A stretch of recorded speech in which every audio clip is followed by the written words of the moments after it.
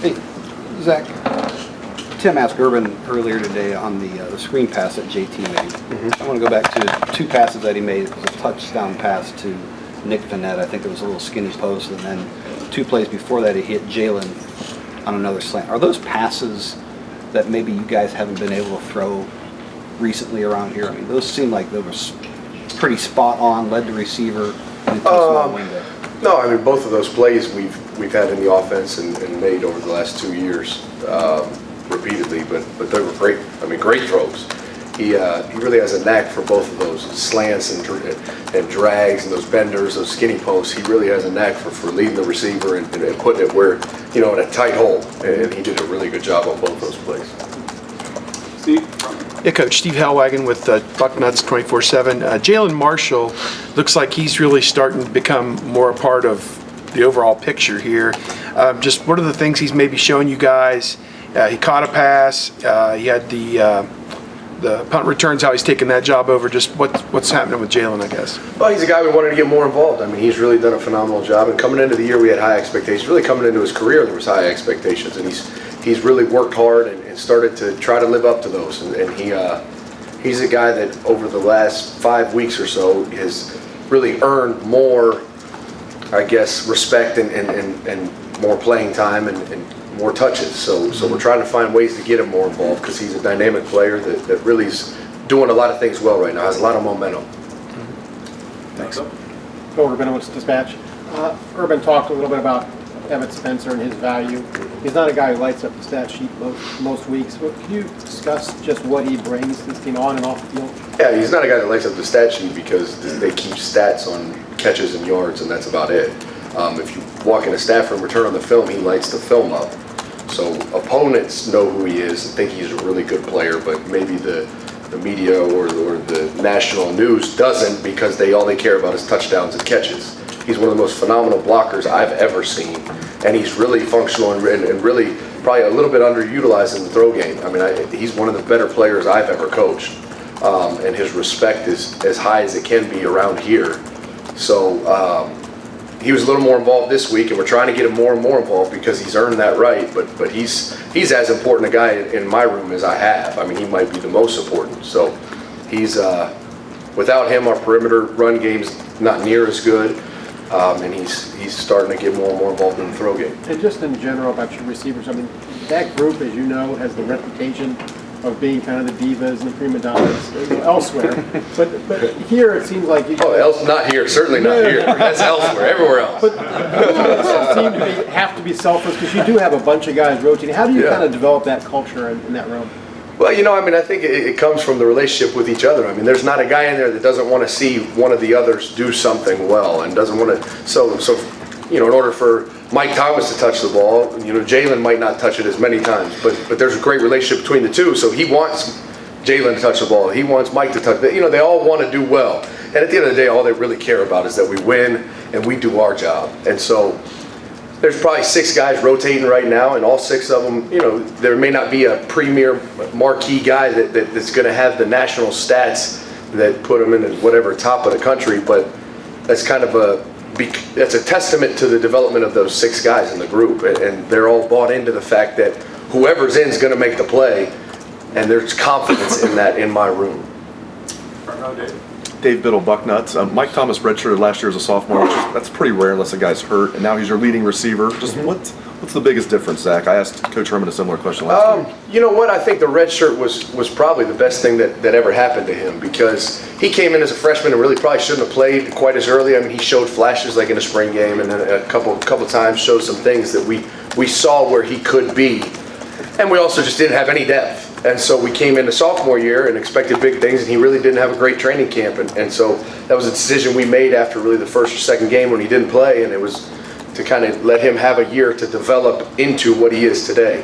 And I think the way he handled his business that year and the way his family handled that year and that decision really made him who he is today. And by no means is he a finished product, but his successes this year are because of his mentality with that year of development and not playing, and it developed a drive, a motivation, a hunger within him that I don't know that he would be as good today had that not happened. Just a quick follow-up. Anybody who's redshirting this year in the wide receiving core that's standing out, any of the freshmen that's redshirting that you think are playing on the scout team? Or Yeah, I mean, Terry McLaurin's really doing well. I mean, he's developed over the last 6 weeks phenomenally, and he's an exciting player that I'm excited about in the future. And then there's other guys. Paris Campbell's a guy that's kind of been hindered by injuries, but shows flashes. He's going to be really, really good. And then that's really it. thank you. Yeah, Zach, going back to JT, as you watch him from a wide receivers coach's perspective, what are you seeing him doing, play to play, looking down the field, et cetera? I mean, his awareness, is it past where you thought it would be as a redshirt freshman who hadn't played until this year? I mean, just, what's your take on that? Hey, you know what? I've always been really impressed with JT. I mean, from the time he came here, I'll never forget he gave a speech to some recruits. I think it was maybe his second weekend on campus, just about why he chose Ohio State and was kind of telling them about, he couldn't imagine being somewhere else and watching us play for a national championship, and him sitting there thinking that he let that opportunity slip away. And I'm sitting there, this kid was 17 years old or 18, whatever he was. I was like, wow, that's an impressive 18-year-old. And he's only continued to wow me with his leadership and his maturity since then. And so it's not that surprising, but it's rare. It's rare that you have a kid this young that kind of has that maturity and has that understanding and has that intangible value, but he definitely has it. And any qualms about him, from your coaching standpoint, leading this team in front of 110,000 on Saturday night? I mean, and why not? He's kind of that innate leadership quality that guys want to follow him. When every pregame he talks to the offense, and every time, I'll never forget our first, must have been Navy, pre-game, he spoke to the offense, and Devin Smith and Evan Spencer looked at me right when he's done. It was like, wow, that's a mature 18-year-old or 19-year-old, because he's different than most redshirt freshmen. So there's no qualms, there's no lack of confidence. When we're going into that stadium on a Saturday, we know he's leading us, and everyone's confident in that. Penn State's only giving up 15.2 points a game. They've only given up one red zone passing touchdown this year. What do you see when you scout them?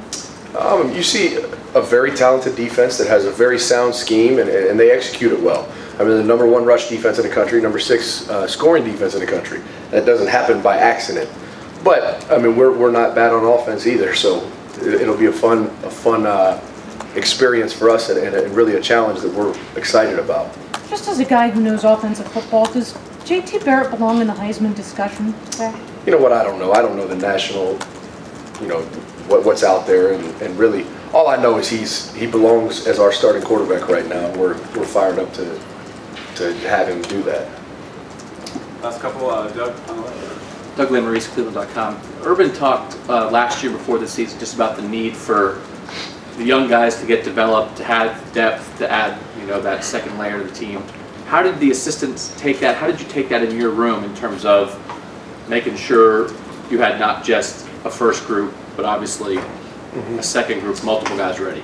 We kind of went into this year talking about last year and how at the end of the year I felt like my guys kind of wore down a little bit, and they weren't maybe as fast, as dynamic, and as productive as they were at the beginning of the year. And I think a lot of that had to do with the number of snaps they were playing. And so I went into this year saying I need 6 starters. I need 2 at every position, and all 6 are starters. There's not, this guy is ahead of this guy. These are 6 guys. I don't care who's in the game. We're going to roll them. That's a starting wide receiver at Ohio State, and so that's the mentality we had really starting back in January. Because I think to be productive down the stretch in a no-huddle, up-tempo offense, you need to have that depth. And so that's what we tried to develop, and that's what we aimed to do. And I think so far we've got that done. And talking back again, what happened with Mike last year in the red shirt, a mid-career red shirt, not for an injury reason. Is there a risk in that? Could a kid go south, or is that a move that you're willing to make with almost everybody if it makes sense, or does it have to be a particular situation? Yeah, I mean, I think we're not going to waste a year on a kid that's not going to be productive or worth it. And so I don't think there was necessarily any risk involved. I mean, we know Mike, I knew the situation, and he needed that year. I guess it's case by case, but we're also not going to throw a kid out there, play him 20 snaps 40 snaps on the year, have one catch and say, oh, sorry, there goes 1 year. We're going to play you if you're ready to play. If you're not going to play. If at the end of the year that means that a red shirt is an option, then sure, we'll do it. But it has nothing to do with mid-career, mid-year. It's all based on, are you ready to play or not? If you are, you'll play. If you're not, you won't.